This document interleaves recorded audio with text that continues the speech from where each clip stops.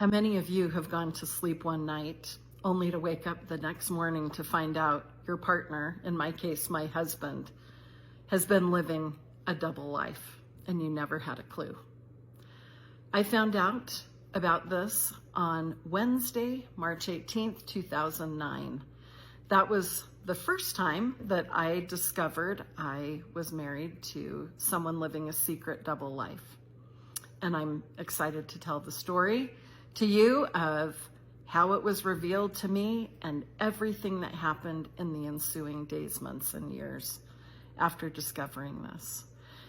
I do have to say and preface this with, it's a whole lot more than just the fact that I thought I was worth $10 million and discovered I was actually penniless. So on March 18th, I was headed out on an errand when my phone rang. It was my ex-husband calling, telling me that he was hoping to spend some time with me that morning. So I turned the car around and met him at our motorhome. Now, he told me later that it was intentional that he had me meet him at our motorhome because he knew I hated the motorhome. I hadn't wanted it. I didn't think it was necessary. I thought it was another one of his frivolous, excessive purchases. But we owned it. He wanted to have a chat with me. So he asked me to meet him at the motorhome, and I did. We sat down at the kitchen table of the motorhome, and he destroyed my world. He also told me later that he had planned that day, that moment, for over 1 year.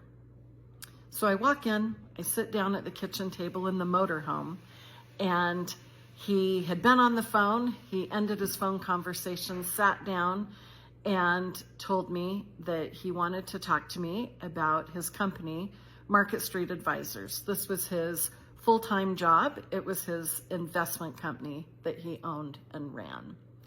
And he said, I need to tell you that my company, Market Street Advisors, is a sham, and it has been from the very beginning.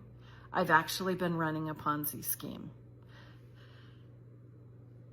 It's hard to even breathe when I think back to that moment and being told that particular sentence.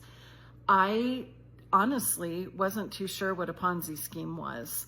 I knew it was an illegal thing to do, but I hadn't paid much attention to Ponzi schemes beyond that. He then proceeded to tell me that 2 days before, on Monday, March 16th, he had hired an attorney. That on Tuesday, March 17th, St. Patrick's Day, ironically, that was the day I took the last family pictures of the family as I knew it, only I didn't know those were the last pictures I would ever take of our family. But anyway, on Tuesday, he, in the company of his attorney, had turned himself in to federal authorities, representatives of the U.S. government, and revealed his crimes.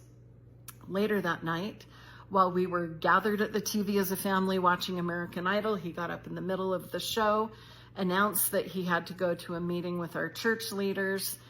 He left for a period of time, came back while the show was still on, sat down, continued watching American Idol with us, and when I asked how his meeting had gone, he told me fine, and went to bed that night thinking everything was normal. And then on that morning, Wednesday, March 18th, that was the date that all of those people had given him to tell me. So I was the fourth reveal, the fourth conversation or party that he told. And I can guarantee sometimes the wife really is the last to know. That's exactly what happened in my case. So he's destroyed my world. My mind is reeling. None of this seems real to me. And he proceeded to tell me that all of our assets were frozen and scheduled for seizure by the federal government. He told me that he anticipated being charged within 7 days, sentenced within a month, and taken into custody within 6 to 7 weeks. And following all of that, he anticipated serving a sentence of 5 to 7 years in federal prison. When he uttered the words prison, I cannot even describe how that felt or what I was thinking. My mind was reeling. I didn't know how I was going to live or support my family or anything. I did hear the word prison, but I remember thinking and saying to him, oh my gosh, well, thank goodness the house is paid off. At least the kids and I will have a place to live. And when I expressed that out loud to him, he said, no, you don't understand. The house is gone. The cars are gone. The savings and investments are gone. Everything is gone. And then he reminded me that everything would be seized by the federal government and would go toward paying restitution to the victims of his crimes. So at the same time that my mind is reeling and I'm feeling shock and horror and disbelief, there is just a part of me centered in darkness. I just could not comprehend. It felt like I didn't even understand English. I just kept trying to process it, and it wasn't working. I also kept thinking, he's got to be joking. This can't be real. No way is any of this true. He'd always kind of been an absent-minded professor, forgetful about names or dates. Even once on a cruise in October, I had had a beautiful cake delivered to me with all of the wait staff congratulating me on my anniversary. Only our anniversary was in August. And I reminded my ex-husband of that, and he looked at me stunned and in shock, thinking, wait, well, what have I forgotten? This is for your birthday then. And I reminded him, no, my birthday is also in August. So he was just forgetful about some things. So the whole time he's telling me this, I keep thinking, this has to be a joke. This has to be an April Fool's joke. April Fool's Day is only a few weeks away. He's always confused about the calendar. This has to be a prank, but this is so not funny. He is not being very funny right now. I also remember asking about one client in particular, the father of one of my really good friends that I had known since college, even longer than I had known my ex-husband. I knew that that particular person had invested money with him a few months earlier, maybe up to a year earlier, and I was worried about them, worried about that money. And I remember asking, well, what's their situation? How are they? How could you do that to them?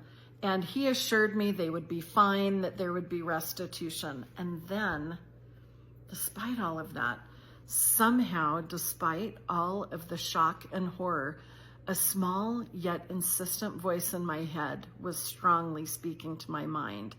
Is that all? Ask him, is that all? Is there more? Is that all? Ask, ask. I felt like a fool because I couldn't really imagine what else there could be. I mean, wasn't a secret double life of crime enough? My mind just would not stop reeling. But I listened to that insistent voice and repeated the question out loud.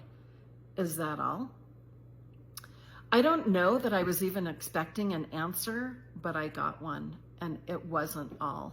He shook his head no, and then he revealed that in addition to running a Ponzi scheme and defrauding the world, he had also hired call girls.